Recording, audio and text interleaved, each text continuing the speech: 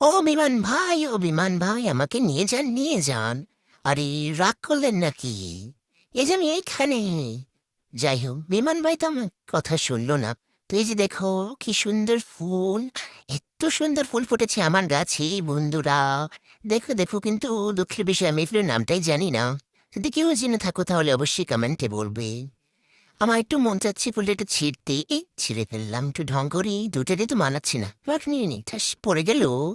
যাই হোক, আজকে ভিডিওটা এ পর্যন্তই, সবাই ভালো থাকবেন।